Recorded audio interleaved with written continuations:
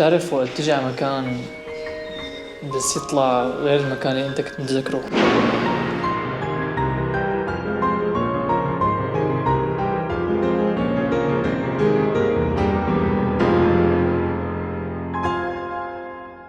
أنا حاليا ببيتي. بالفيديو الماضي كنت عم أرجيكم الجانب المشرق من دمشق، لكن بالحقيقة الجانب الحقيقي والأكثر هو هذا الجانب. أنا حاليا مدينة حرستا اللي هي مدينتي اللي ترعرعت فيها وعشت فيها تقريبا أول 10 سنين من حياتي.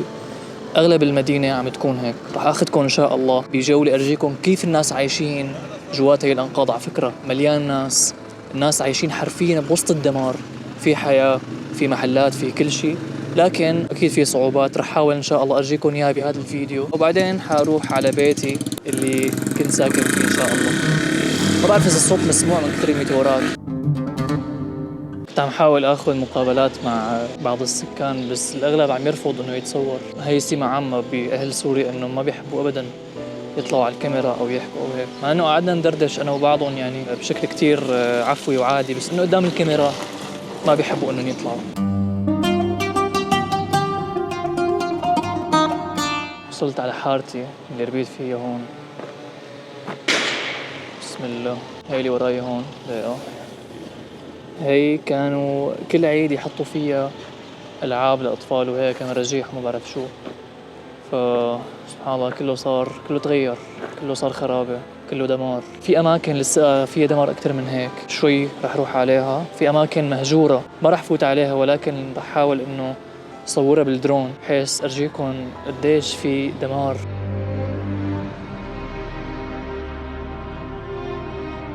في أماكن عم تكون مهجورة بشكل كامل بالمدينة، مستحيل تنسكن بأي شكل من الأشكال. يعني في أماكن بتكون شوي حيوية بتمركزوا فيها الناس، بحيث إنه بيكون فيها محلات، بيكون فيها شوية خدمات. في مثلا بتلاقي طاقة شمسية. في أيضا عم يكون مثلا مشان موضوع المياه عم يتجمعوا كل شخص مثلا في عنده بير، بتلاقي مثلا بياخدوا عائلات من عنده مياه مشان الاستخدام اليومي. فبتلاقي دائما في برابيش مع بيئة البلد. يعني جدي مثلا ساكن هون في عنده بير، تقريبا أخذين من عنده 150 عائلة.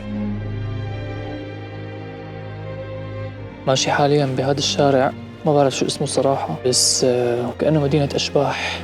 ما تذكرت إلا غزة. يعني والله الموضوع بيخوف. هلأ يطلع شي عصابة شي شغلة هيك، من شي بناية، من شي دمار. الأشياء الغريبة جدا اللي لقيتها هون إنه بالشام اللي هو الأماكن اللي ما فيها دمار وما فيها شيء، ما في إضاءات ليلية. يعني الشوارع بالليل بتكون جدا عتمة. أما هون حرستا مع إنه بوسط الدمار وبوسط كل شيء. شوفوا هي عبارة عن طاقة شمسية، ألواح شمسية، وبالليل بتلاقي في أضوية بالشارع. هي لو حدا ما له منتبه بالليل مثلا ماشي، والله ممكن يموت إذا وقع فيها. هي جورة تانية كمان، إذا الواحد بيوقع راحت عليه. موضوع الجور هاد لازم يحلوه بسرعة.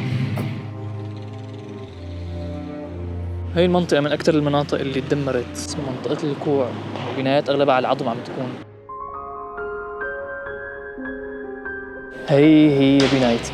وصلت على بنايتي الحمد لله. بدي اطلع اشوف بيتي. سبحان الله هي البناية وقع فيها تقريبا شي 4 قائف صاغ فراغي، ولكن الحمد لله انه ما انفجر فيها. لو انفجر كان روح الحارة كلها، ولكن سبحان الله وقع وما انفجر فقاموه. وصلت الحمد لله على بيتي. هذا كان الباب الأول، هذا الباب الثاني مسكرينه. هذا البيت. يا الله. طبعا البيت غير قابل على الميتورات.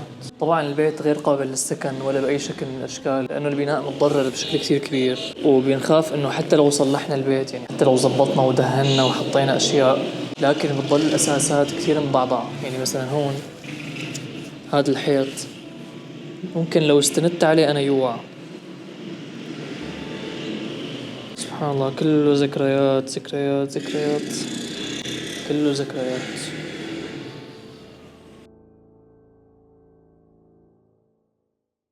هدول الفتحات غالبا كانوا عبارة عن أشياء ما بدي أحكيها مشان اليوتيوب يعني، ولكن عرفتوا شو هن. هدول اللي كنت عم بحكي لكم عنهم، هدول تبع المي، موصولين هيك لأنه أخذين من تحت، أخذين من عند البير تحت هيك لبنايات تانية.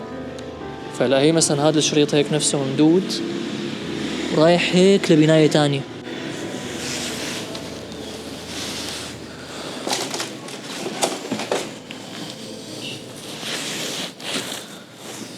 هذا كان المطبخ.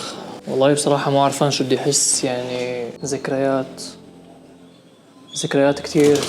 بسم الله. مو المكان مفتوح هون فعم يفوت عليه حمام. والله رعب المكان فعلا مرعب، لأنه حتى لو سكننا هون وصلحنا شوفوا كيف مواجه البيت.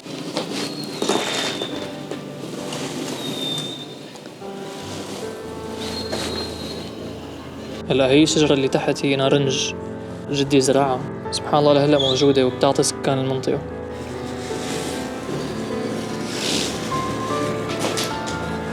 خليني أورجيكم غرفتي.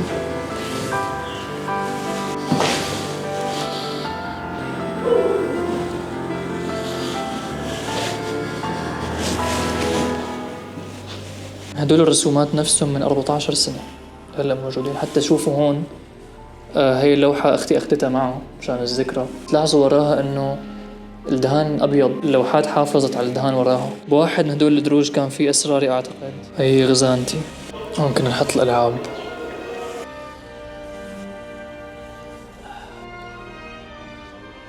إذا ببالكم شي حابين إنه صوروا هون بسوريا شاركوني بالتعليقات. مع السلامة.